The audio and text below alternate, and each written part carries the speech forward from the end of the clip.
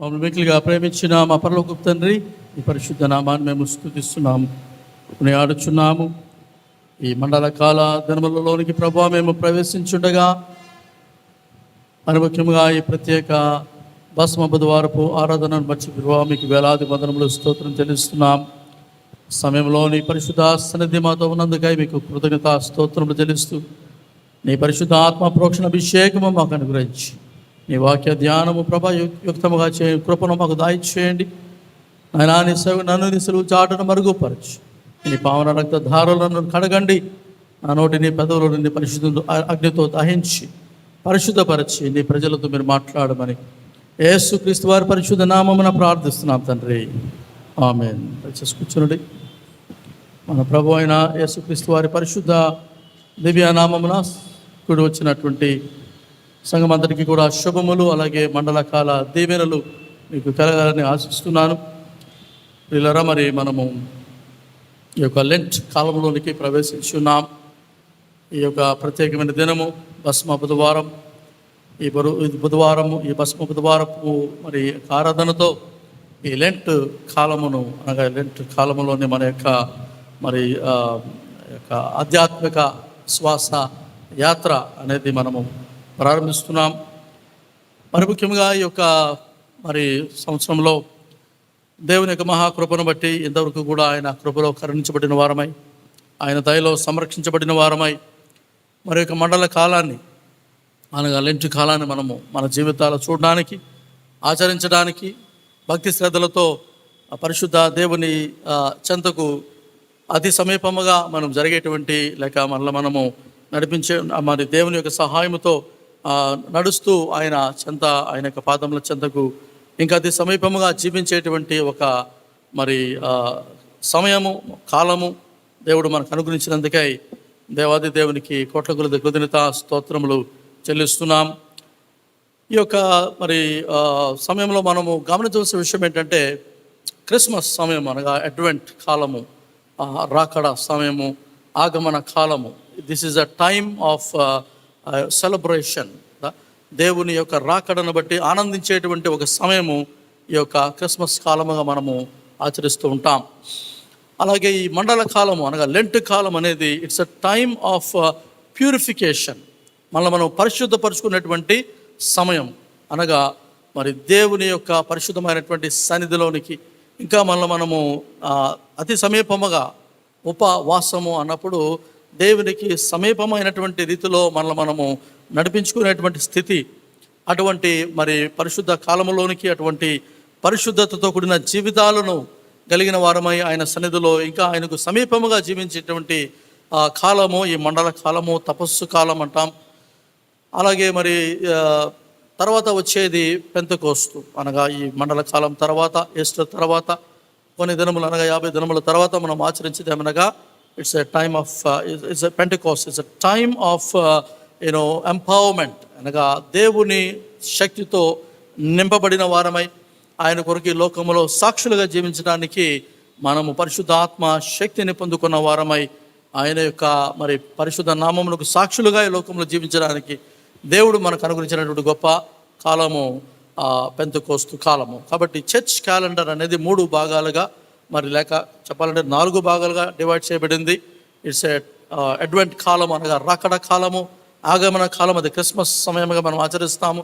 ఆ తర్వాత వచ్చేది ఎఫిఫనే, అనగా ప్రభు తాను ప్రత్యక్షపరుచుకున్నటువంటి సమయము.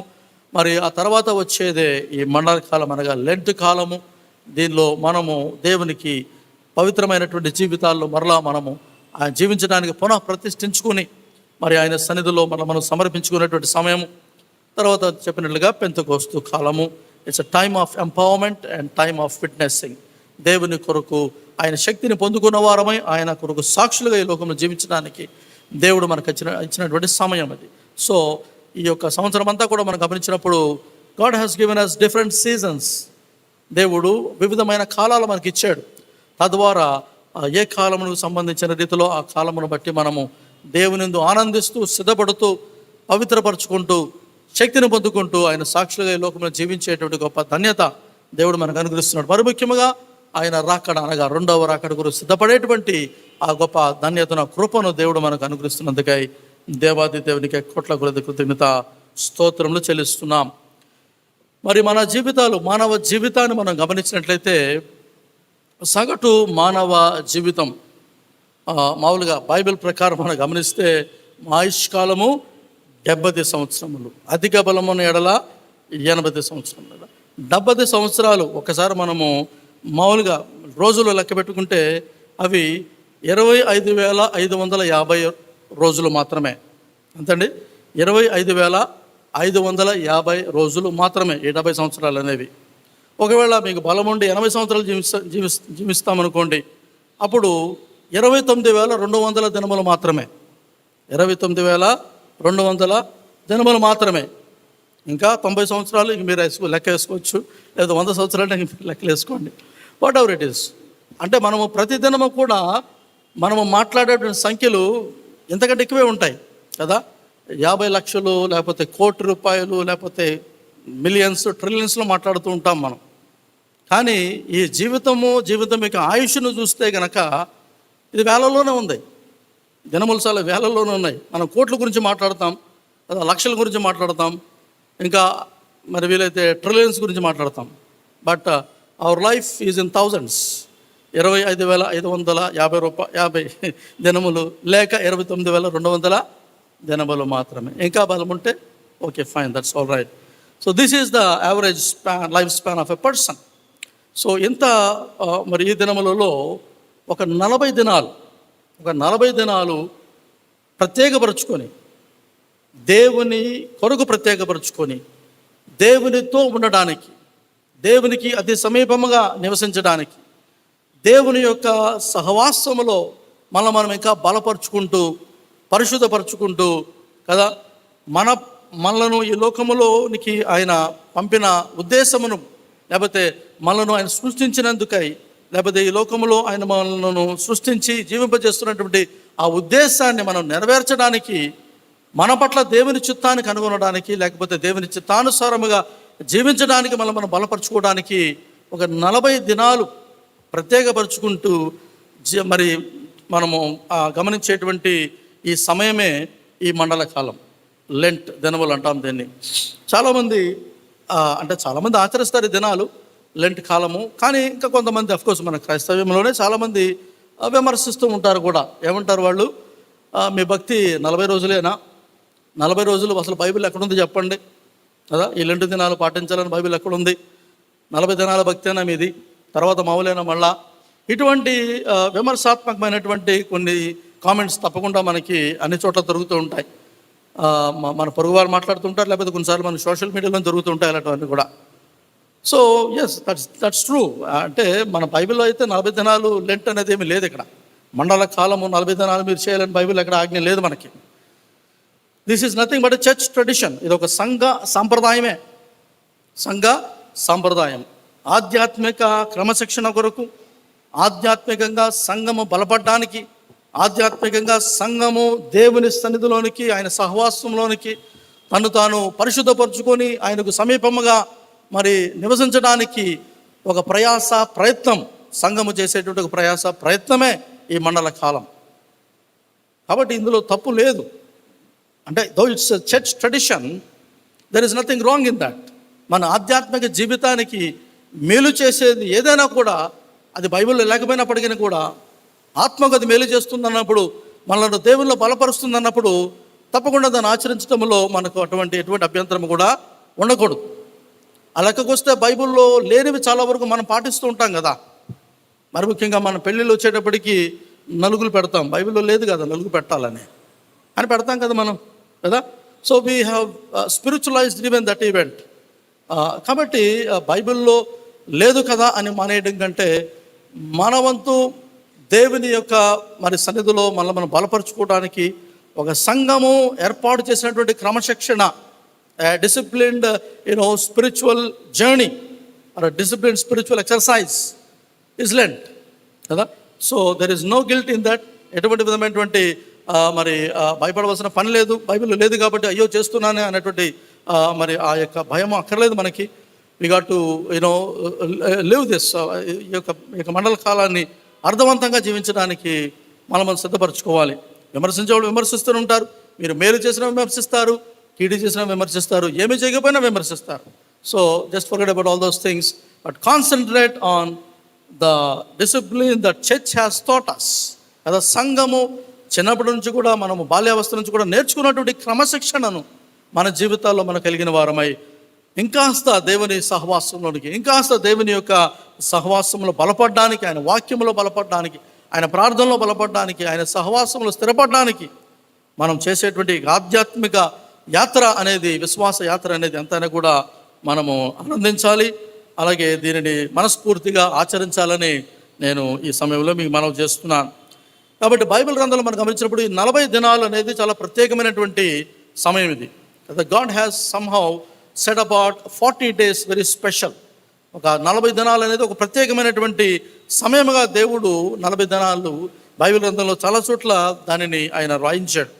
మరి ముఖ్యంగా మనం గమనించినప్పుడు మోషే మరి సినాయి కొండపైకి వెళ్ళి 10 ఆజ్ఞలు పొందడానికి దేవుడు ఆయన పిలిచినప్పుడు 40 దినాలు 40 రాత్రులు ఆయన ఆ యొక్క సినాయి పర్వతం మీద ఆ నిద్ర, ఆహారాలు, పానీయాలు లేకుండా ఆయన ఉండి ఆ యొక్క 10 ఆజ్ఞలను తీసుకుని ఆయన వచ్చినట్లు మనం చూస్తున్నాం. So that took him 40 days కదా, 40 రోజులు పట్టిందని మనం చూస్తున్నాం. అలాగే మనం గమనిస్తే నినవే ప్రజలు పశ్చాత్తాపం కొరకు దేవుడిచ్చింది 40 దినాలు కదా. కాబట్టి ఆ 40 దినాలలో ఆ ప్రజలు పశ్చాత్తాపడ్డారు, పరివర్తన చెందారు, దేవుని కృపను పొందుకొని ఒక నూతనమైనటువంటి మరి జీవితాలు వారు జీవించడానికి దేవుడు ఒక 40 దినాలంటూ వారికి ఇచ్చాడు. దానిని వారు చక్కగా వాడుకున్నారు కూడా. అలాగే మరి యేసుక్రీస్తు వారు ఈ లోకములో తన యొక్క పరిచర్య ప్రారంభించడానికి ముందుగా తాను బాప్తిసం పొందిన తర్వాత, యొర్దాను నదిలో బాప్తిసం, యోహాను ద్వారా బాప్తిసం పొందిన తర్వాత 40 దినాలు ఆయన అరణ్యములో ఆయన పరిశుద్ధ ఆత్మ ద్వారా కొనుపోబడ్డాడు. అక్కడ ఆయన 40 దినాలు కూడా దేవుని సన్నిధిలో ఆయన మరి ప్రార్థనలో గడిపాడు. ఆ తర్వాత అపవాది వచ్చి ఆయన శోధించిన విధానాన్ని, ఆయన జయించినటువంటి వైనాన్ని మనం వాక్యంలో తప్పకుండా మనం చూస్తున్నాం.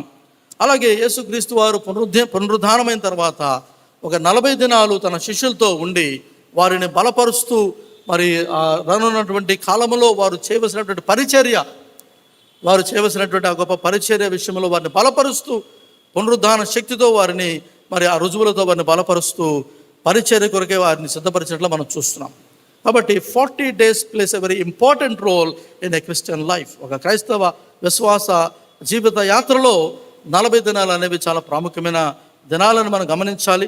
అండ్ దెర్ ఫోర్ ఈ 40 దినాల మండల కాల ఈ యొక్క దినములు లేకపోతే లెంట్ దినములు అనేవి మన జీవితాల్లో ఒక ప్రత్యేకమైనటువంటి దినాలుగా మనం ఎంచి ప్రతి దినము కూడా మనము దేవుని సన్నిధిలో, దేవుని కృపలో, ఆయన వాక్యములో, ప్రార్థనలో, విశ్వాసములో బలపడుచు, స్థిరపడుచు మన ఆధ్యాత్మిక జీవితంలో ముందుకు సాగవలసిన వారు ఉన్నాం.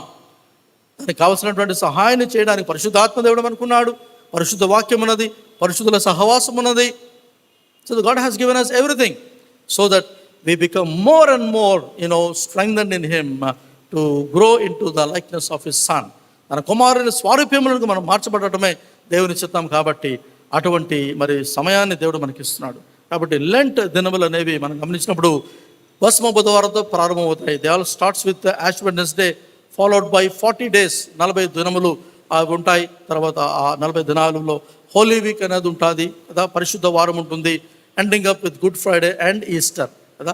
గుడ్ ఫ్రైడే, ఈస్టర్తో అనగా పునరుద్ధాన దినముతో, పండుగతో ఈ యొక్క దినాలు అనేవి సమాప్తమవుతాయనే విషయాన్ని మనము గమనించాలి. ఆదివారాలు ఇందులో ఎక్స్క్లూడెడ్, వాటిని కౌంట్ చేయట్లేదు అనే విషయాన్ని కూడా మనము గమనించాలి.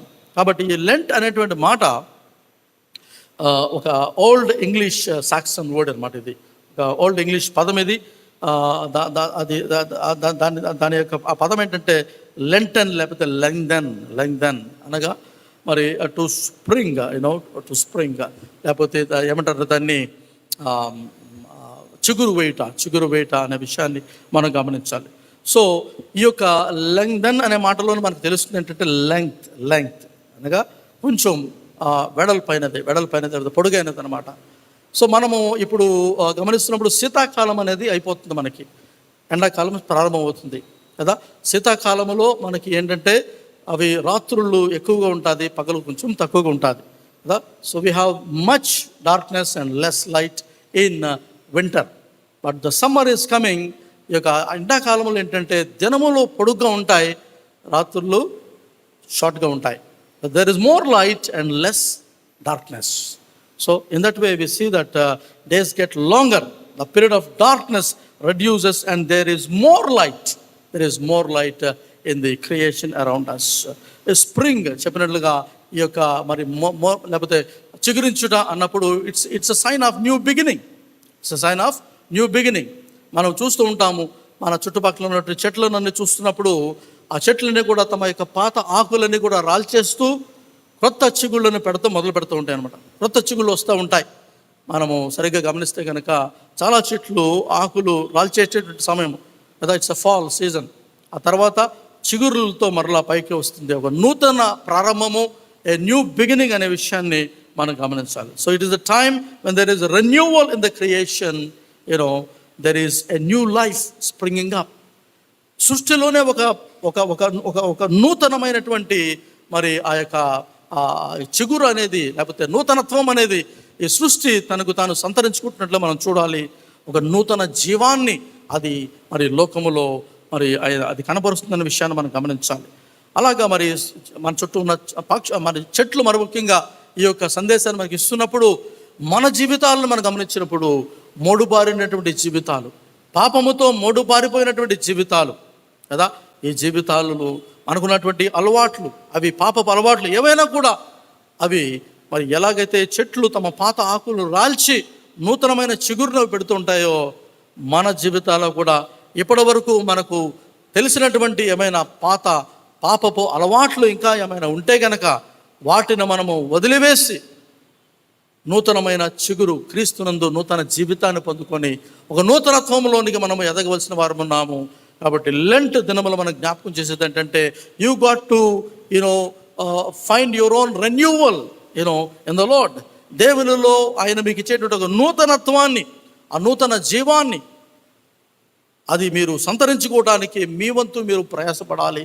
దేవుడు ఎలాగిస్తున్నాడు దానికి స్పందించేటువంటి ఒక జీవితము, స్పందించే హృదయము, మనస్సు అనేది మనము కలిగి ఉండాలనేది ఈ లెంట్ కాలం మనకు జ్ఞాపకం చేస్తున్న విషయాన్ని మనం గమనించాలి. Therefore, we see that there is a fruitfulness, there is growth, and there is maturity, in this time.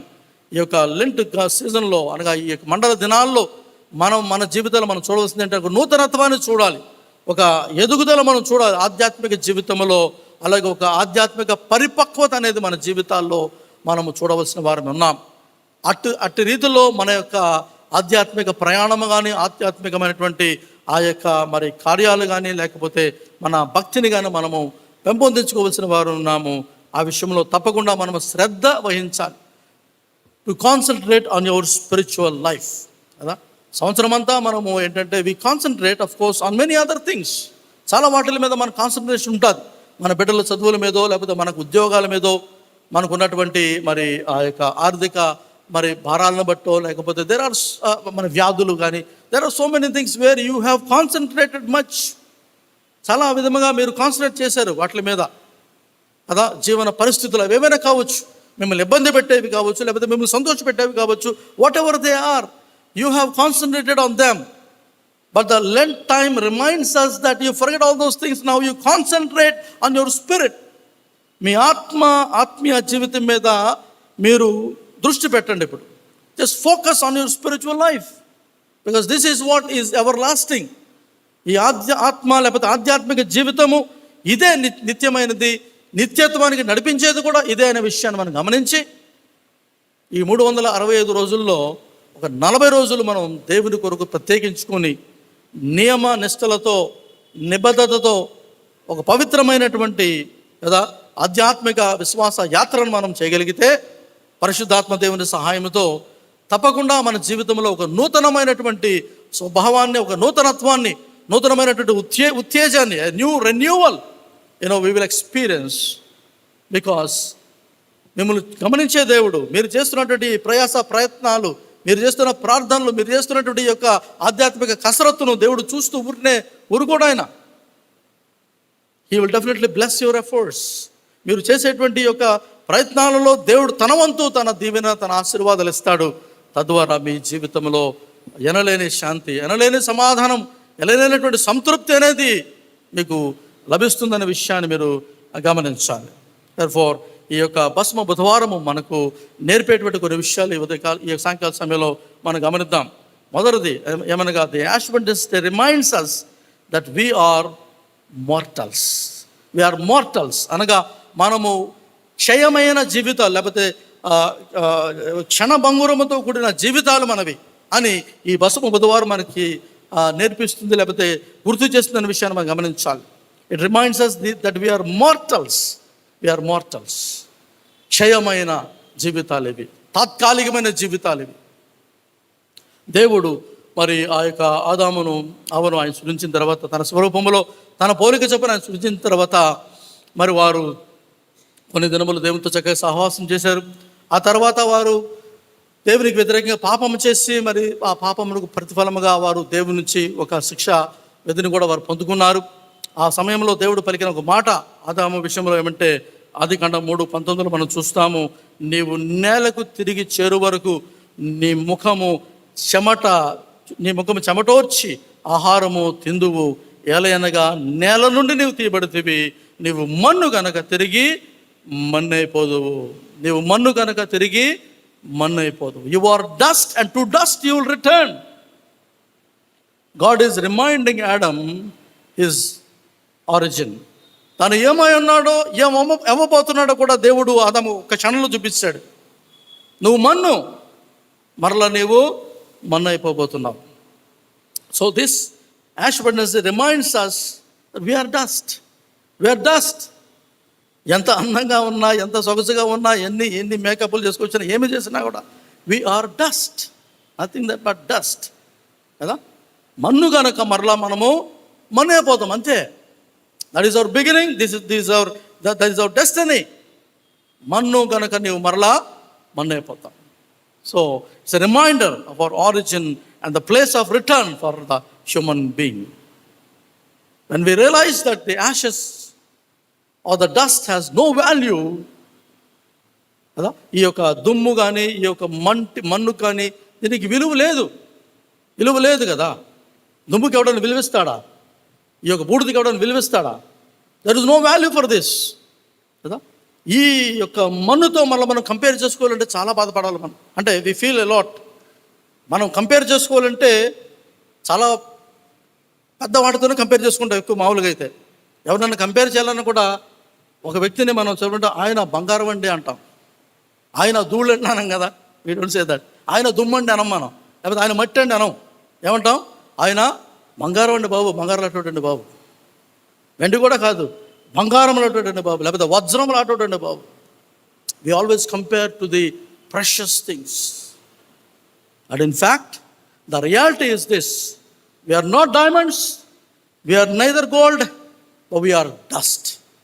మనం వజ్రాలు కాదు, మనము బంగారం అంతకంటే కాదు.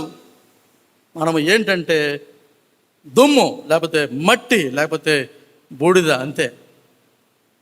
సో దానికి మనం కంపేర్ చేసుకుంటే that is worthless. This life is worthless. ఈ శరీరము విలువలేనిది. Because sin has corrupted. Sin has ruined this body and this mind and this soul. పాపము ఈ యొక్క శరీరాన్ని, ఈ ప్రాణాన్ని, ఆత్మను అది ఒక మంటితో సమానంగా చేసి పాడేస్తుంది, అంతే కదా. So this ash Wednesday reminds us that we are nothing but we are dust. We are nothing but we are just ash, that's all. అందుకనే దీనికి యాష్ వెడ్నెస్డే అంటారు. యాష్ వెడ్నెస్డే, బూడిద లేకపోతే భస్మ బుధవారం అంటాం. That it self reminds us that we are ash కదా. So that is hour origin, that is our destiny. కానీ విషయం ఏంటంటే ఇక్కడ ఆగల మన ప్రయాణం, మన జీవితం అక్కడితోనే ఉండిపోయి ఉంటే there is no hope at all. మానవ జన్మ ఎత్తకపోయినా ఒకటే. కానీ దేవుడు మనల్ని వదిలిపెట్టలేదు. We are also called to remember that what God has done for us in Christ Jesus. క్రీస్తులో దేవుడు మనకు చేసినటువంటి ఆ గొప్ప నూతనమైనటువంటి కార్యాన్ని మనం చూడాలి. Yes, we are dust. మనము మంటితో సమానమే, మనం మన్నే. కానీ ఈ మన్నును దేవుడు తన కుమారుడైన యేసు క్రీస్తు వారిని అనుగ్రహించడం ద్వారా, ఆయన పరిశుద్ధ రక్తంలో కడగబడినటువంటి జీవితాలు, ఆయన పరిశుద్ధ రక్తంలో విమోచించబడిన జీవితాలు, ఆయనలోనే నూతనత్వాన్ని సంతరించుకున్నటువంటి జీవితాలు, ఒక నూతనమైనటువంటి జీవితాన్ని దేవుడు ఈ మానవునికి ప్రసాదించాడు, ఈ పాపి అయినటువంటి మానవునికి ప్రసాదించాడు. Therefore we are dust of course, but we have become the precious people in the sight of the Lord because of his son Jesus Christ. యేసుక్రీస్తు వారి ద్వారా దేవుడు మనకి ఇచ్చిన నూతన జీవితం, ఒక నూతనమైనటువంటి ఈ యొక్క స్వభావం, ఒక నూతన సృష్టిగా దేవుడు మనలను ఆయన తన కుమారునిలో ఆయన చేశాడు. ఆయన రక్తము ద్వారా మన పాపాలు కడిగి, ఆయన పరిశుద్ధ నామములో మన పాపాలను క్షమించి, ఆయన పరిశుద్ధాత్మతో మనల్ని అభిషేకించి ఈ లోకములో తనకంటూ ఒక విలువైనటువంటి ప్రెషస్ పీపుల్గా, తన విలువైనటువంటి ప్రజలుగా దేవుడు మనల్ని ఆయన చేశాడనే విషయాన్ని మనం గమనించాలి. ఇదే విషయాన్ని యెషయా భక్తుడు 61వ కీర్తన 61వ అధ్యాయంలో 3వ వచనం అని చెప్తూ ఉంటాడు. ఐజయా 61:3 అంటాడు కదా, సియోనులో దుఃఖించు వారికి ఉల్లాస వస్త్రములు ధరింపజేయుటకును, బూడిదకు ప్రతిగా పూదండను, దుఃఖముకు ప్రతిగా ఆనంద తైలమును, భారభరితమైన ఆత్మకు ప్రతిగా స్తుతి వస్త్రములు ధరింపజేయుటకు ఆయన నన్ను పంపి ఉన్నాడు. This is what God has done for us in his son Christ Jesus. ఏంటంటే సియోనులో దుఃఖించు వారికి ఉల్లాస వస్త్రములు ధరింపజేయుటకును, బూడిదకు ప్రతిగా పూదండను, దుఃఖముకు ప్రతిగా ఆనంద తైలమును, భారభరితమైన ఆత్మకు ప్రతిగా స్తుతి వస్త్రమును ధరింపజేయుటకు ఆయన నన్ను పంపి ఉన్నాడని యేసు ప్రభు వారు యొక్క ప్రవచన మాటల్లో మనం వింటున్నాం. ఇది this is our new life in Christ Jesus. Yes we are dust, మరలా మన్నుకే తిరిగి వెళ్ళాలి మనం. కానీ ఈ మంటిని, ఈ మన్నును, ఈ ధూళిని, దుమ్మును దేవుడు తన కుమారుడిని యేసునందు ఒక నూతనత్వాన్ని, ఒక నూతన జీవాన్ని దీన్ని ప్రసాదించి, ఒక నూతనమైనటువంటి పరిశుద్ధమైన పవిత్రమైన ఆయన రక్తంలో కడగబడినటువంటి నిత్య జీవితానికి వెళ్ళేటువంటి రీతిలో ఈ మలిన శరీరాలను ఆయన మార్చేశాడు, మహిమ శరీరాలుగా మార్చేశాడు. Yes, transform this bodies and this soul of dust into the glorious body, the glorious soul. కాబట్టి బసము ద్వారా మనకు జ్ఞాపకం చేసేది ఏంటంటే, yes we are dust, but to dust will return. మనం మన్నైపోతాం. కానీ దేవుడు తన కుమారుడైన యేసుక్రీస్తునందు ఒక నూతనమైనటువంటి జీవితాన్ని, ఒక నూతనమైనటువంటి ఆ యొక్క స్వభావాన్ని, నూతన సృష్టిగా దేవుడు మనల్ని ఆయన మరలా తిరిగి తన కృపలో మనకు ఆయన అనుగ్రహించున్నాడు. Hence it is all because of the cross of Christ. యేసుక్రీస్తు వారు సిలువలో సెలిపినటువంటి ఆ గొప్ప బలియాగం ద్వారానే ఇది సాధ్యమైందనే విషయాన్ని మనం గమనించాలి కదా. Therefore cross reminds us of our mortality and his immortality. సిలువ మనకు జ్ఞాపకం చేసేది ఏంటంటే, మనం ఎంత క్షయమైన వారమో అలాగే దేవుడు ఎంత అక్షయుడో మనకు జ్ఞాపకం చేస్తుంది. Therefore cross is the unshakable foundation for the Christian faith, because it reminds our frailty. It also reminds of God's faithfulness and his goodness towards humanity. కదా, సిలువ అనేది ఒక స్థిరమైనటువంటి పునాదిగా క్రైస్తవ్యానికి అది ఉండిపోయింది. కారణం ఏంటంటే, మానవుడు క్షయమైన వాడే, కానీ ఈ క్షయమైన మానవుడు ఈ సిలువ మీద క్రీస్తు వారు సెలిపినటువంటి బలియాగము ద్వారా అక్షయతను సంతరించుకోవడానికి ఆ గొప్ప దేవుడు తన కుమారుని యొక్క సిలువ కార్యము ద్వారా మనకు అటువంటి ధన్యతనిచ్చాడు. So we are mortals, but we became immortals in Christ Jesus through his cross. ఆయన సిలువ ద్వారా, సిలువ కార్యాల ద్వారా క్షయమైనటువంటి మన జీవితాలు, నశించిపోతున్న జీవితాలు, ఇవి అక్షయతను సంతరించుకున్నాయి. They became immortal. కాబట్టి ఈ శరీరము చనిపోయిన తర్వాత మట్టిలో కలిసిపోదేమో, but this soul will live for ever. నాలో ఉన్న ఆత్మ, నా ఆత్మ లేకపోతే మీ ఆత్మ నిత్యము అనునిత్యము కూడా ఆ దేవాది దేవుని సన్నిధిలో ఉండడానికి దేవుడిచ్చినటువంటి గొప్ప సదుపాయమే సిలువ అనే విషయాన్ని మనం గమనించాలి. కాబట్టి ఈ యొక్క సిలువ ద్వారా దేవుడు మనకు అనుగ్రహిస్తున్నటువంటి నూతన జీవితాన్ని, లేకపోతే సిలువ మీద యేసు ప్రభువు చేసినటువంటి ఆ బలియాగం ద్వారా మనకి ఇచ్చినటువంటి నూతన జీవితము ఒకసారి మనం అర్థం చేసుకోవాలి కదా. We were given the new life. Therefore we got to understand what is this new life all about. కదా, చాలామంది జీవితాన్ని అర్థం చేసుకోవడానికి ప్రయత్నం చేస్తారు. ఈ భూమి మీద మనకున్న ఈ జీవితం అర్థం చేసుకోవడానికి ప్రయత్నిస్తూ ఉంటారు. కొన్నిసార్లు ఎదుటోని చూసాను, నువ్వేంటో నాకు అర్థం కావట్లేదురా అంటారు. We don't need to understand anybody. మిమ్మల్ని మీరు అర్థం చేసుకుంటే చాలు. రెండోది ఏంటంటే, ఈ జీవితము లేకపోతే ఎదురుబడి జీవితం మీకు అర్థమవుతుందో మీకు మనకైతే తెలియదు, కానీ దేవుడు మనకిచ్చిన నూతన జీవితం, యేసు క్రీస్తునందు దేవుడు మనకిచ్చిన నూతన జీవితం అనేది తప్పకుండా మనం అర్థం చేసుకోవాలి. కారణం ఏంటంటే, ఈ జీవితాన్ని నువ్వు అర్థం చేసుకున్నా చేసుకోలేకపోయినా ఎలాగోలా జీవించేస్తావు. ఈ భూమి మీద 80 సంవత్సరాలు, 90 సంవత్సరాలు, 100 సంవత్సరాలు జీవించేస్తావు. That's all right. మనం జీవిస్తాం, రోడ్డు మీద ఉన్న అడుక్కునేవాడు జీవిస్తాడు. వాడికి మనకి పెద్ద ఇదేమి లేదు. ఎందుకంటే వాడికి ఎలాగో జీవితం అర్థం కాదు కాబట్టి అలా తిరుగుతున్నాడు. మనకి జీవితం అర్థం అవుతుంది అనుకుంటున్నాం, కానీ అర్థం కాకుండానే అన్ని సంవత్సరాలు బతికేస్తూ ఉంటాం మనం. But the real question is this: did you understand the new life that God has given to you in his son Jesus Christ? క్రీస్తులో దేవుడు మీకు ఇచ్చిన ఈ నూతన జీవితం మీకు అర్థమైందా? లేకపోతే మనకు అర్థమైందా? Are we trying to understand this new life? That is the question for us on this ash Wednesday. ఈ యొక్క పసుపు బుధవారం దినమున ఒక ప్రశ్న మీకు నాకేంటంటే, ఈ నూతన జీవితము క్రీస్తులో దేవుడు మనకు అనుగ్రహించిన నూతన జీవితం, if you have accepted Jesus Christ as the lord and saviour, యేసుక్రీస్తు వారిని మీ ప్రభువుగాను మీ రక్షకునిగాను మీరు అంగీకరించినట్లయితే, ఆయన పరిశుద్ధ నామములో మీరు పాప క్షమాపణ పొంది, ఆయన పరిశుద్ధ రక్తంలో మీరు పాపములు కడగబడిన వారైతే, ఆయనలో నూతన సృష్టిగా మీరు మారినట్లయితే, మనం వేసుకోవాల్సిన ప్రశ్న ఇదే: have I understood my new life in Christ Jesus? క్రీస్తులో దేవుడు నాకు ఇచ్చిన నూతన జీవితం నాకు అర్థమైందా? కనీసం అర్థం చేసుకోవడానికి ప్రయత్నం చేస్తున్నానా?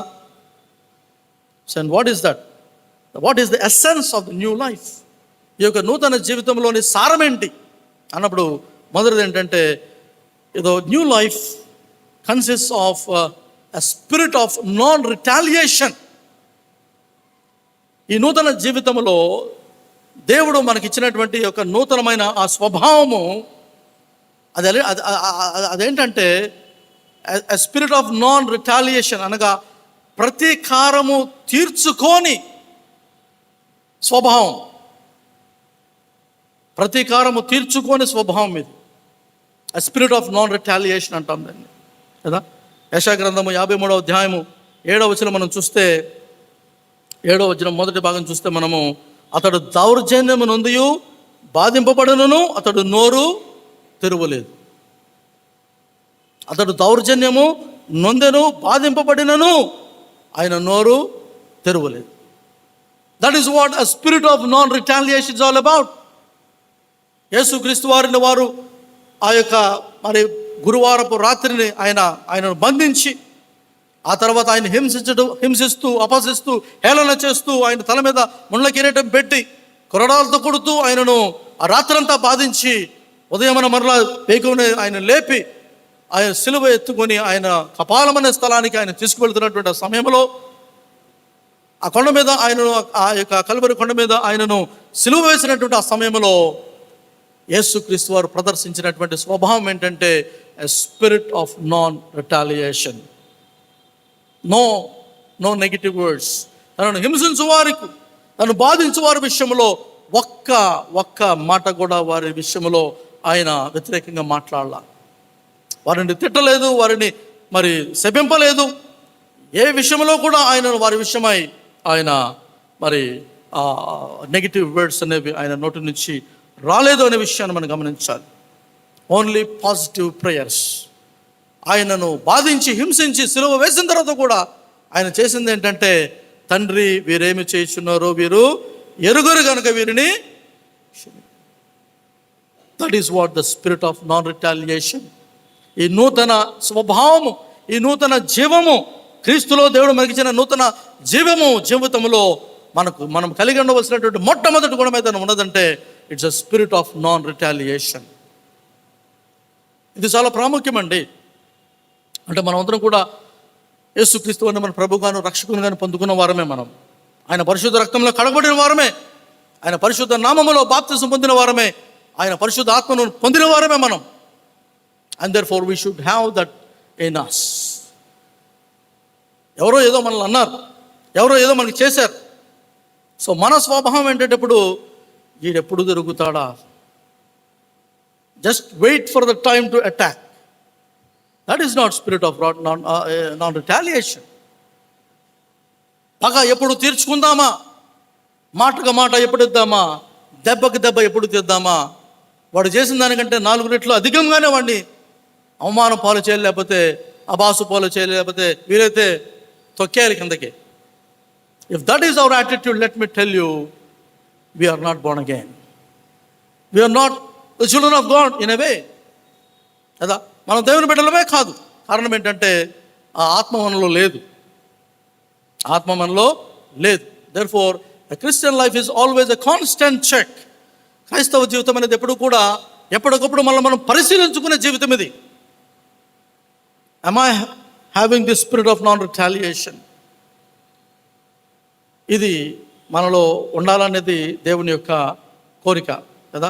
మత్తయి సువార్త 5వ అధ్యాయంలో కూడా యేసుక్రీస్తు వారు చెప్పినటువంటి మాటల్లో మనం గమనిస్తే, అక్కడ ఆయన తన శిష్యులకు ఆ కొండ మీద ప్రసంగంలో ఆయన బోధించినటువంటి మాట ఇది కదా. 38వ వచనం మత్తయి సువార్త 5:38 నుంచి మనం చూస్తే, కంటికి కన్ను పంటికి పళ్ళు అని చెప్పబడిన మాటలు మీరు విన్నారు కదా.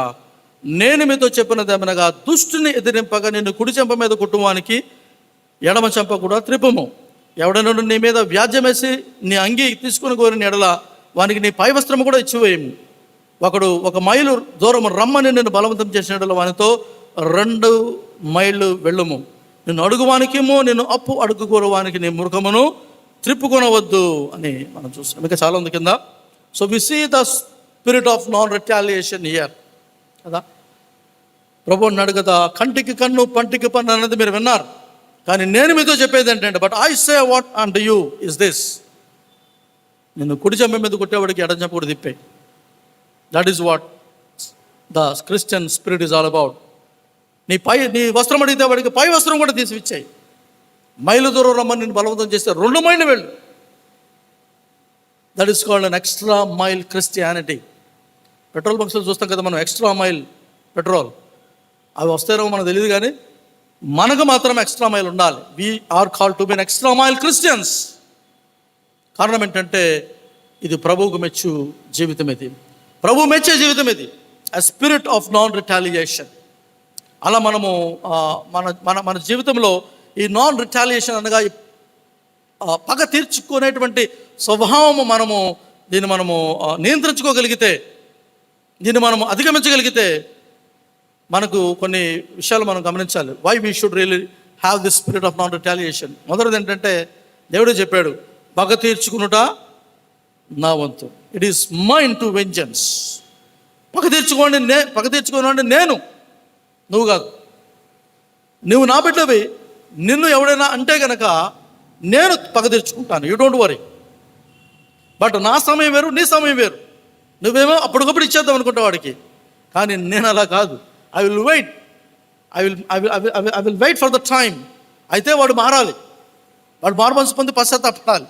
లేకపోతే ఒక దినం ఉన్నది, ఒక దినాన అప్పుడు దేవుడు తప్పకుండా తన తీర్పును తప్పకుండా వాడి విషయంలో తీరుస్తాడు. You got hand it out to God. నీ చేతిలో తీసుకుని ఏదో చేద్దాం అనుకుంటే కనుక చాలా తాత్కాలికం అది. And you will invite more enmity. వాళ్ళు అలాగే చేస్తే కనుక నువ్వు ఇంకా అధికమైన శత్రుత్వాన్ని తీసుకుంటావు. వాడు నన్ను అన్నాడు కదా, నాకు చేసాడు కదా, నేను 200 వాడికి చేస్తే వాడు 400 చేయడానికి సిద్ధపడతాడు. So it's never ending. Therefore spirit of non retaliation is something that we need to cultivate. అది మన పుట్టుకతో రాదండి, మనకు పుట్టుకతో రాదు. You're not born with that. ఎందుకంటే పాపములోనే నా తల్లి నన్ను గర్భము ధరించానండి దావీదు మహారాజు గారు చెప్పాడు. It won't come by birth. We got to cultivate it. Cultivation అన్నప్పుడు ఒక పొలాన్ని చూడండి మీరు. ఆ పొలంలో తుప్ప చెట్లు లేకపోతే ముళ్ళ చెట్లు అనేది పెంచిపోయి ఉన్నాయి. అక్కడ ఏ పంట పండదు. కానీ అక్కడ పంట పండాలి అన్నప్పుడు తప్పకుండా ఆ పొలాన్ని రైతు బాగు చేస్తాడు. రాళ్ళు తీసేస్తాడు, ముళ్ళ కంపలు తీసేస్తాడు, పొదలు తీసేస్తాడు. అంతా కూడా ఒక చక్కటి నేలలాగా, భూమిలాగా తయారు చేస్తాడు. దున్ని నీళ్లు పెట్టి ఒక చక్కటి చదునైనటువంటి ఒక చక్కటి నేలలా తయారు చేస్తాడు. That is called cultivation. It takes effort. It's not automatic. You got to put your effort in that. మనం చాలా వాటిల్లో మనం ఎఫర్ట్స్ పెడుతూ ఉంటాం కదా. స్టడీస్లోనో, లేకపోతే జాబ్స్లోనో, బిజినెస్లోనో, హెల్త్ విషయంలో, ఇంకా అనేక విషయాల్లో మనం ఎఫర్ట్స్ పెడతాం. కానీ ఈ విషయంలో ఎందుకు ఎఫర్ట్ పెట్టం? ఇదేదో ఓవర్ నైట్ వచ్చేయాలనుకుంటాం మనం, రాదు. No, it won't come. And God want you to cultivate that. And God says that I will help you. నేను నీకు సహాయం చేస్తాను విషయంలో. నా ఆత్మ నీకు సహాయం చేస్తుంది, నా పరిశుద్ధ వాక్యము నీకు సహాయం చేస్తుంది.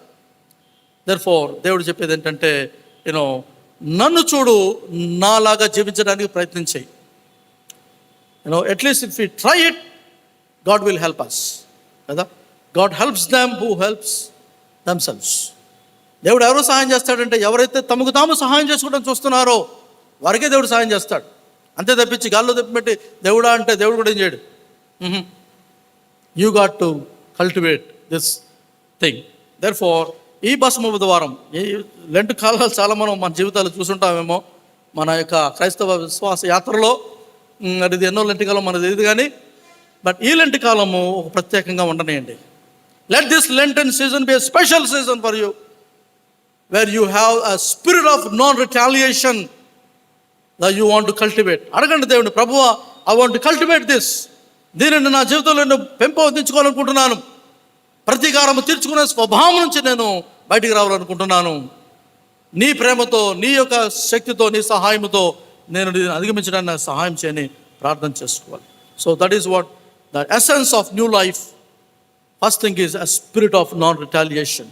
Second thing is the new life consist of self surrender, అనగా మనల్ని మనం సమర్పించుకునేటువంటి జీవితం. And that is a voluntary thing. సమర్పించుకునేటువంటి జీవితం కదా. మన జీవితమును దేవునికి మనము అప్పగించినప్పుడు, దేవుని యొక్క స్వభావాన్ని అనగా క్రీస్తు యొక్క జీవితాన్ని, మన నూతన జీవితాన్ని మన జీవితంలో మనం పొందుకున్నప్పుడు, what we got to do is this: we got to surrender our selves.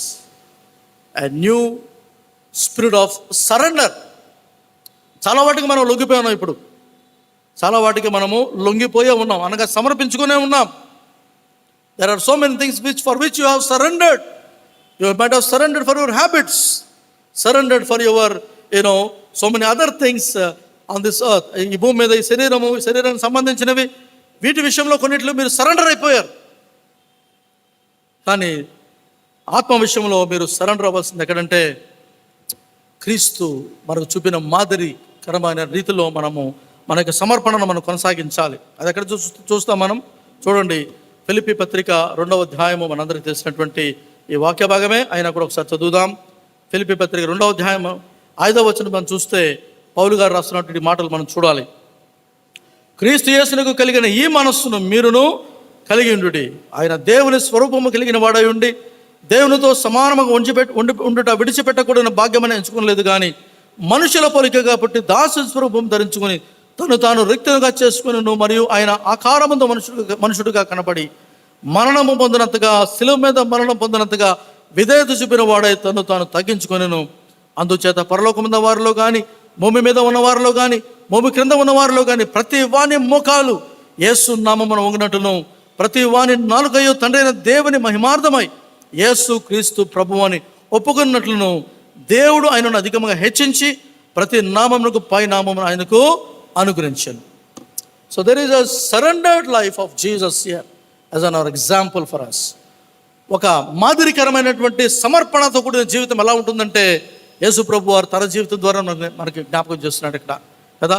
ఆయన దేవుని స్వరూపము కలిగిన వాడై ఉండి దేవునితో సమానముగా ఉండుట విడిచిపెట్టకూడని భాగ్యమని ఎంచుకోలేదు, కానీ కదా దాసుని స్వరూపము ధరించుకొని తను తాను రిక్తునిగా చేసుకొని మరణము పొందినంతగా, శిలువ మీద మరణం పొందినంతగా తను తాను తగ్గించుకుని. That is a surrendered life. That is a surrendered life. ఇక్కడ మనం గమనిస్తే ఆయన దేవుని స్వరూపము కలిగి ఉండియు దాసుని స్వరూపము అనగా దేవునితో సమానంగా ఉండుట విడిచిపెట్టకూడని భాగ్యమని ఎంచుకోలేదు, కానీ what we see here is this: ఆయన దేవుడు, ఆయన అపరిమితమైన దేవుడిన, ఈజ్ అన్ ఇన్ఫినిట్ గాడ్. ఆయనకు అడ్డంకులు ఏమీ లేవు. There is no limitations for him. అటువంటి ఈ దేవుడు he limited himself into the form of a human being. ఒక మానవ రూపము ధరించడానికి, మానవ స్వభావం ధరించడానికి, అది కూడా రాజులాగానో లేకపోతే రారాజులాగా కాదు, దాసుని స్వరూపము ధరించుకొని that is surrender. That is surrender. Infinite God, ఒక అపరిమితమైన దేవుడు తను తాను పరిమితం చేసుకున్నాడండి. సృష్టికి కర్త అయినా, కానీ సృష్టి ముందే సృష్టిలోనే తన సృష్టికే వంగిపోయిన దేవుడైనా. That is what this God has surrendered himself such a way. దేని కొరకు అంటారు? It is for our sake. మనలను తన యొక్క మరి స్వభావం ఆయన మనకి ఇవ్వడానికి కానీ, తన స్వాస్థ్యాన్ని మనకి ఇవ్వడానికి కానీ, తన సన్నిధిలో మనం స్థిరపరచడానికి దేవుడు వంగిపోయాడండి. ఆయన హీ కాండిసెండెడ్ హిమ్సెల్ఫ్. క్రీస్తు తను తాను రిక్తునిగా చేసుకున్నాడంట. He made himself of no reputation. Theological టర్మ్స్లో దాన్ని ఏమంటారంటే కెనాసిస్ అంటే మేడ్ హిమ్సెల్ఫ్ ఎంప్టీ. ఎంప్టీ అంటే ఖాళీ, పూర్తి ఖాళీ అనమాట. ఒక గ్లాసులో నీళ్లు నింపి అలా తిప్పితే మొత్తం నీళ్లు పడిపోతాయి, ఇంకే ఒక్క చుక్క ఉన్నది గ్లాసులో. That is emptying the glass. క్రీస్తు తను తాను రిక్తునిగా చేసుకున్నాడు. He emptied himself for your sake and for my sake. మీ కొరకు, నా కొరకు తను తాను రిక్తునిగా చేసుకొని ఈ లోకములో ఆయన ఒక పరిమితమైన స్వభావాన్ని, మానవ జీవితాన్ని పొందుకొని ఇన్ లిమిటేషన్స్ కదా, ఒక లిమిటేషన్స్లో ఉండడానికి వచ్చాడు ఈయన. అపరిమితమైన దేవుడు, limitless God came to live in the limited world. Limitations are needed in life. ఇందువలన మనకు దేవుడు మనకు జ్ఞాపకం చేస్తుంది ఏంటంటే లిమిట్స్ ఉండాలి జీవితానికి. లిమిట్స్ లేకపోతే చాలా ప్రమాదం, మరి ముఖ్యంగా మానవ జీవితానికి. అందుకనే ఏదైనా తోటలో కూడా దేవుడు ఆదామును పెట్టిన తర్వాత అన్నీ మీవే అన్నాడు దేవుడు, కానీ ఒక్కటి మాత్రం ఏది కాదన్నాడు. That is limit. Only to remind them that they are not gods, they are human beings. వాళ్ళు దేవుళ్ళు కాదు, వాళ్ళు మనుషులని దేవుడు వారికి జ్ఞాపకం చేయడానికి ఒక లిమిటేషన్ పెట్టాడు అక్కడ. Yes, there are some limitations in us also. మనకు కూడా కొన్ని లిమిటేషన్స్ ఉన్నాయి. ఆరోగ్యపరంగా లిమిటేషన్స్ కావచ్చు, ఆర్థిక పరంగా లిమిటేషన్స్ కావచ్చు. There are so many limitations in this life, but you know what?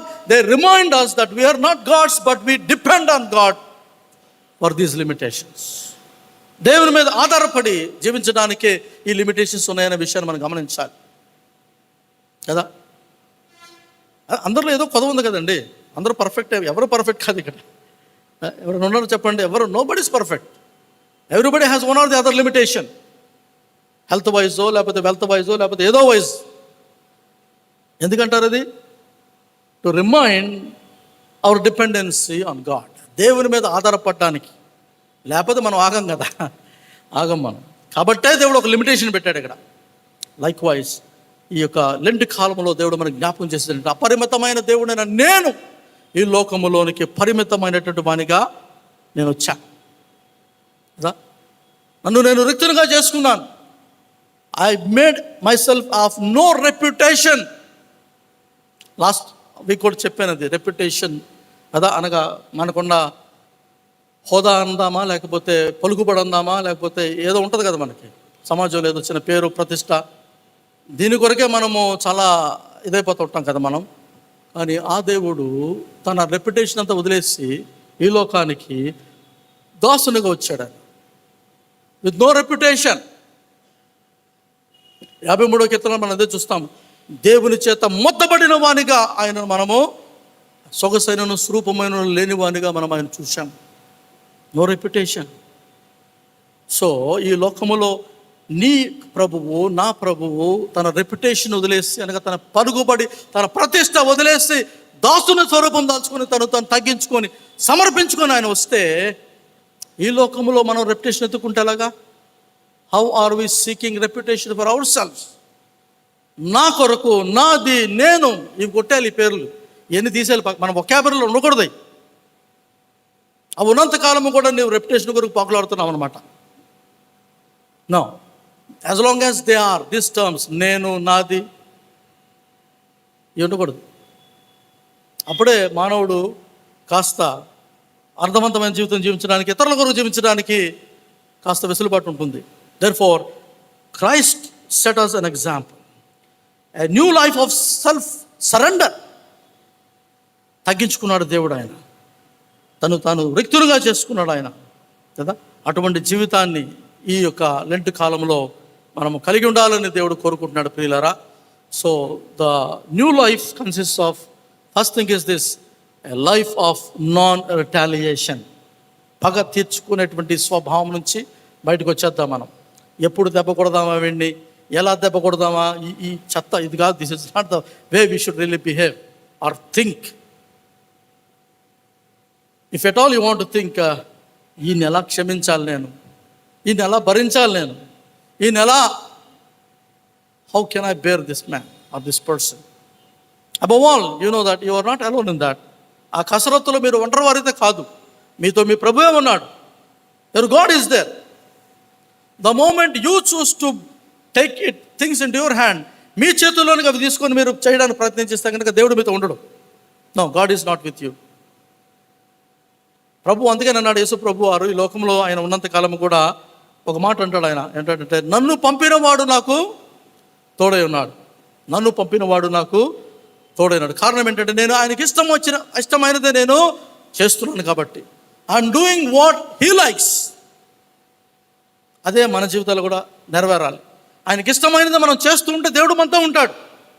ఆయన ఇష్టం కానిది మనం చేస్తూ దేవుడు మనతో ఉండాలంటే ఉండడు. Therefore we are attracting or we are inviting a disaster for ourselves. స్వనాశనాన్ని మనం పిలుచుకుంటున్నాం అన్నమాట.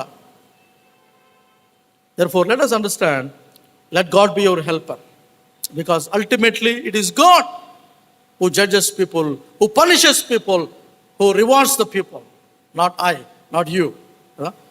Second thing is a new life of surrender. మన ప్రభువే ఒక మాదిరిగా మన కొరకు తగ్గించుకొని రిక్తునిగా చేసుకొని లోకంలోనికి, పరిమితమైనటువంటి లోకంలోనికి పరిమితుల వల్లే వచ్చాడు కదా. పరిమితమైనటువంటి ఈ యొక్క జీవితంలో మనము కూడా మన పరిమితులు తెలుసుకుంటూ క్రీస్తులో మనకు దేవుడిచ్చినటువంటి ఆ యొక్క జీవితాన్ని, నూతన జీవితాన్ని దేవుని కొరకు ఒక సమర్పణతో కూడిన జీవితంగా మనం జీవించాలి. మూడవదిగా a life of silence. A life of silence. నిశ్శబ్దంతో కూడిన జీవితం, మౌనంతో కూడిన జీవితం. కారణం ఏంటంటే మన నోరు ఎప్పుడు కూడా మాట్లాడడానికి ప్రయత్నం చేస్తారు. It always speaks, and of course it speaks something which doesn't really matter much. అనవసరమైన ఎక్కువ మాట్లాడడానికి ఈ నోరు ప్రయత్నం చేస్తూ ఉంటుంది. కానీ యెషయా గ్రంథము 53వ అధ్యాయంలో మీరు చూస్తే 7వ వచనంలో మీరు గమనిస్తే యేసుక్రీస్తు వారు మనకు ఒక గొప్ప ఆదర్శంగా ఆయన ఉన్నట్లుగా మనం చూస్తున్నాం. యెషయా గ్రంథము 53 ఒకసారి చూడండి. Let us look into that. యెషయా గ్రంథము 53 7వ వచనంలో మనం చూస్తే కనుక, అతడు దౌర్జన్యమునందు బాధింపబడును, అతడు నోరు తెరవలేదు. వదకు తేబడు గొర్రె పిల్లయు బొచ్చు కత్తిరించమని ఎదుట గొర్రెయు మౌనముగా ఉండినట్లు అతడు నోరు తెరవలేదు. So this is a season of silence, a life of silence. ప్రభువారు మనకు నేర్పింది అదే, to be silent in so many things. In Lent we are called to experience the power of being silent. మౌనముగా ఉండడంలో గల శక్తిని మనం కనుగొనడానికి దేవుడు మనల్ని పిలుస్తున్నాడు కదా. కీర్తనలో 46:10 కూడా మనం చూస్తాం, ఊరకుండుడి నేనే దేవుడునని తెలుసుకున్నాడు. Be still and know that I am God, I'm the Lord కదా. ఎస్కేలు 3:7 ప్రసంగి 3:7 కూడా మనం చూస్తాము, there is a time to speak, there is a time to be silent. మాట్లాడుటకు సమయం కలదు, అలాగే మౌనంగా ఉండుటకు కూడా. This is the time, this is the season where we are called to be silent. Silence in our spirit. ఆత్మలో మౌనంగా ఉన్నప్పుడు దేవుని స్వరాన్ని మనం వింటాం. ఆత్మలో మౌనంగా ఉన్నప్పుడు దేవునికి సమీపస్థులం అవుతాం. ఆత్మలో మౌనంగా ఉన్నప్పుడు దేవునిలో బలపడతాం మనం. దేవుడే అన్నాడు ఆ మాట, వరకుండుడి నేనే దేవుడనని తెలుసుకున్నాను. So when we spend time in the presence of God, be silent కదా. ప్రసంగి 5లో కూడా మనం చూస్తాము, నువ్వు యెహోవా మందిరంలోకి వెళ్ళినప్పుడు నీ మాటలు కొద్దిగాను ఉండవలను, ఎందుకంటే దేవుడు ఆకాశమందు ఉన్నాడు, నీవు భూమి మీద ఉన్నావు. భూమి మీద ఉన్న ఈ జీవితాలు దేవుని సన్నిధిలో ఉన్నప్పుడు మౌనంగా ఉండాలి కదా. Because in silence God speaks to his people. In silence God revives hour spirit. మన ఆత్మను నూతన పరిచేటువంటి దేవుడు ఆయన.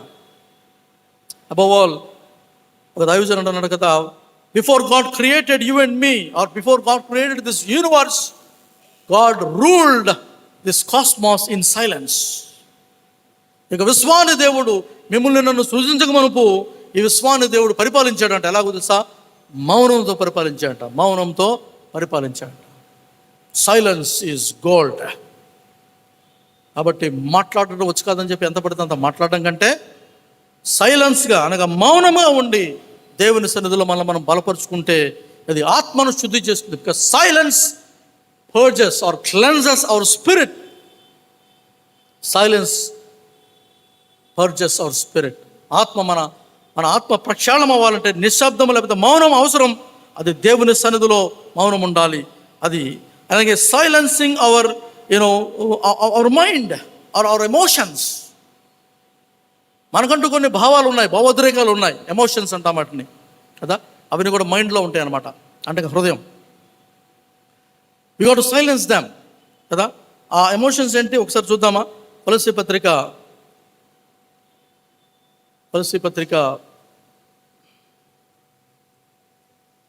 3వ అధ్యాయం 8వ వచనం నుంచి చెప్తున్నా చూడండి. కొలస్సీ 3:8. ఇప్పుడైతే మీరు కోపము, ఆగ్రహము, దుష్టత్వము, దూషణ, మీ నోట బూతు మాటలు అను వీటన్నిటిని విసర్జించుడి. ఒకరితో ఒకడు అబద్ధమాడకుడి. ఎలైనగా ప్రాచీన స్వభావమును దాని క్రియలతో కూడా మీరు పరిత్యజించి జ్ఞానము కలుగు నిమిత్తము దానిని సృష్టించిన వాని పలుకు చొప్పున నూతన పరచబడుచున్న నవీన స్వభావం ధరించుకొని ఉన్నారు కదా. So this is what the newness of mind. కాబట్టి ఈ యొక్క నూతనమైనటువంటి యొక్క మనసులో ఉండకూడదు ఏంటంటే పౌలు గారు అంటున్నారు కదా 8వ వచనంలో, మీరు కోపము, ఆగ్రహము, దుష్టత్వము, దూషణ, మీ నోట బూర్తి మాటలు వీటన్నింటిని విసర్జించుడి. ఒకరితో ఒకడు అబద్ధమాడు కూడా ఏలైనగా ప్రాచీన స్వభావం అనే క్రియతో కూడా పరిత్యజించబడి ఉన్నది. ఒక నూతన స్వభావం మనం ధరించుకుంటున్నప్పుడు, నూతనత్వాన్ని మన జీవితంలో పొందుకుంటున్నప్పుడు we got to silence our emotions. కోపం ఎవరికి లేదండి? అందరికీ ఉంది కోపం. Anger in limits is good. Anger when it is outburst it creates lot of trouble. And therefore ఈ యాంగర్ గురించి ఒక ప్రసంగం తర్వాత చేస్తారు ఎప్పుడన్నా. సో యాంగర్ ఇంకా చాలా ఉన్నాయి, గర్వం ఉంది, ఇంకా అహంభావం, చాలా ఉన్నాయి. ఇట్లా సైలెన్స్ దీస్ థింగ్స్. వీటి వల్ల మనకు ప్రయోజనం లేదు. బంధాలు, సంబంధాలు విడిపోవడం కానీ లేకపోతే అవి తెగిపోవడం తప్పించి దేనికి పనికిరావి. మనకున్న బంధాలు ఉన్నాయి కదా, రిలేషన్స్, అవి ఇవి, వాటిని తగ్గట్టుకోవాలంటే గర్వంతో కూడిన మాటలు, అహంభావము ఇవి ఉంటే చాలు, మొత్తం నాశనమే, సర్వనాశనం. Silence your emotions, silence your anger, silence your pride, silence your ego. There are so many things we got to be silencing our jealous, ఈర్ష్య, అసూయ, ఇంకా చాలా ఉన్నాయి. ఇవన్నీ కూడా చదివితే కనుక this is a season where we got to silence these things. మూడవదిగా సైలెన్స్ అవర్ ఫిజికల్ డిజైర్స్. భౌతికమైనటువంటి కోరికలను విషయంలో కూడా ఒక సైలెన్స్ పాటించాలి, మౌనాన్ని పాటించాలి. Silence in our food, silence in our pleasures, silence in hour desires. చాలా ఉన్నాయి. ఈ శరీరానికి చాలా కావాలి, పెట్టాలి కానీ తీసుకోవడానికి రెడీగా ఉంటుంది ఎప్పుడు కూడా. అది సైలెన్స్, మౌనము లిమిటెడ్ ఇన్ ఎవ్రీ వే కదా. ఈ ఉపవాస కాలం, అందుకని దీని అంటారు ఉపవాసం. ఎస్పెషల్లీ లెంట్లో మనకు జ్ఞాపకం వచ్చే మరొక పదం ఏంటంటే ఉపవాసం కదా. Many of you are as want to do fasting. కొంతమందికి షుగర్లు, బీపీలు వల్ల చేయలేకపోవచ్చు, కానీ many people want to do it. And చేయగలిగిన చేయండి, మంచిదే. ఉపవాసం అనగా దేవునితో సహవాసమే, ఆయన దగ్గరగా జరిగి ఆయనతో సహవాసం చేయడమే ఉపవాసం. కానీ ఉపవాసం అనేది చాలా ప్రత్యేకమైనది. కారణం ఏంటంటే ఇది రోజంతా ఉపవాసం ఉండి దేవుని చిత్తాన్ని నెరవేర్చగని వారుగా ఉండిపోతే ఆ ఉపవాసంగా ఉండదు అది కదా. అదే విషయాన్ని మనం చదివాము ఇంత. ఇది చెప్పి ముగిస్తాను. యెషయా గ్రంథం 58వ అధ్యాయం మీరు చూస్తే అక్కడ ప్రభు అంటున్నటువంటి మాటల్లో మనం చూస్తున్నాం కదా. ఆయన ఏమంటే 5వ వచనం, అట్టి ఉపవాసము నాకు అనుకూలమా, మనుషుడు తన ప్రాణమును బాధపరచుకునవలసిన దినము అట్టిదేనా, ఒకడు జమ్ము వలె తల వంచుకొని గోనెపట్ట కట్టుకొని బూడిద పరుచుకొని కూర్చుండడు ఉపవాసమా, అటు ఉపవాసము యెహోవాకు ప్రీతికరమైన మీరు అనుకుందురా. దుర్మార్గులు కట్టిన కట్లను విప్పుటయు, కాడిమాను మేకులు తీయుటయు, బాధింపబడి వారిని విడిపించుటయు, ప్రతి కాడిని విరగొట్టుటయు నేను ఏర్పరచుకున్న ఉపవాసము కదా. నీ ఆహారము ఆకలికున్న వారికి పెట్టుటయు, నీ రక్త సంబంధిను నీ ముఖం తప్పించకుండా ఉండటయు, దిక్కుమాలిన బీదలను నీ ఇంట చేసుకున్నటయు, వస్త్రహీనులకు నీకు కనబడినప్పుడు వారికి వస్త్రములు ఇచ్చుటయు, ఇదే కదా నాకు ఇష్టమైన ఉపవాసం. This is the true fasting. ఆహారము తిని ఇందులో ఒకటి కూడా చేయకుండా తినకుండా ఇందులో ఒకటి కూడా చేయకుండా ఉంటే మనం ఉపవాసం వ్యర్థం. ఉపవాసం అనేది నా కొరకు నేను చేసుకునేది కాదు. ఉపవాసం అనేది నేను దేవుని కొరకు చేస్తున్నాను కాబట్టి దేవుని చిత్తాన్ని నెరవేర్చేవారుగా నేను ఉండాలి. ఆయన చిత్తం ఏంటి? దుర్మార్గులు కట్టిన కట్లను విప్పుటయు, కాడిమాను మేకులు తీయుటయు, బాధింపబడి వారిని విడిపించుటయు కదా నేను ఏర్పరచుకున్న ఉపవాసము కదా. నీ ఆహారము ఆకలికున్న వారికి పెట్టుటయు, నీ రక్త సంబంధిక ముఖము తప్పింపకుండా ఉండటయు, దిక్కుమారిన వారిని నీ ఇంట చేర్చుకుంటయు, వస్త్రహీనుడికి నీ వస్త్రములు ఇచ్చుటయు, ఇదే కదా నాకు ఇష్టమైన ఉపవాసం. So when you want to fast, do fasting, but do all these things. ఇందులో ఏదో ఒకటి మనం చేయాలి. ఆర్మ్స్ గివింగో, లేకపోతే దుర్మార్గులు కట్టినటువంటి కట్లను విప్పుటయు, బంధింపబడిన కాడిమాను మేకులు తీయటయు, బంధింపబడిన వారిని విడిపించుటయు. ఇవన్నీ ఎలా చేస్తామండి మనం? త్రూ యువర్ ప్రేయర్స్ కదా. అపవాది కట్టేశాడు, చాలామందిని బంధకాల్లో పెట్టేశాడు, కాడిమాను మేకులతో వారిని బిగించేశాడు. And it is your prayers that will release them. It is your prayers that will break their bondages. బంధకాలలో ఉన్న వారికి విడుదల అన్నది మీ ప్రార్థనా జీవితం. మీ ప్రార్థనలో మీరు చేయగలిగినటువంటి కార్యం అది. Therefore, take your spiritual life seriously in this Lenten season. కారణం ఏంటంటే దేవుడు కోరుకున్నటువంటి నూతన జీవితాన్ని మనం జీవించడానికి దేవుడు మనం పిలుస్తున్నాడు. He has given us some outlines, a new life of silence, ఒక మౌనంతో కూడిన జీవితం కదా, దాతృత్వం కూడిన జీవితం, a life of non retaliation, a life of self surrender, సమర్పించుకున్నటువంటి జీవితం. ఇవన్నీ కూడా ఈ భస్మ బుధవారం దినాన దేవుడు మన నుంచి కోరుతున్నాడనే విషయాన్ని మనం గమనించి ఈ 40 దినాలు మనము పాటించే ఉపవాస జీవితంలో తప్పకుండా వీటిలో కొంత మట్టుకైనా మన జీవితాల్లో మనము అన్వయించుకొని వాక్యానుసారం జీవితం జీవిస్తూ మన యొక్క ఆధ్యాత్మిక యాత్రలో ముందుకు సాగాలని నేను మనవి చేస్తున్నాను. There are some suggestions I would like to give. కొన్ని నియమాలు లేకపోతే కొన్ని ఎలా ఈ లెంట్ ఆచరించాలన్నప్పుడు ఎవరి పద్ధతులు వాళ్ళకు ఉంటాయి. కానీ దైవజనుడిగా నేను చెప్పేటువంటి కొన్ని విషయాలు ఏంటంటే, set apart a time to spend with God. దేవునితో సమయం గడపడానికి ఒక ప్రత్యేకమైన సమయం అంటూ ఏర్పాటు చేసుకోండి.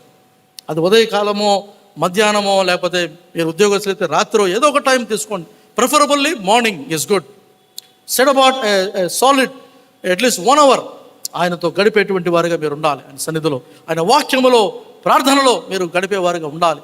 ఆయన సమీపంగా జీవించేవారిగా మీరు ఉండాలి.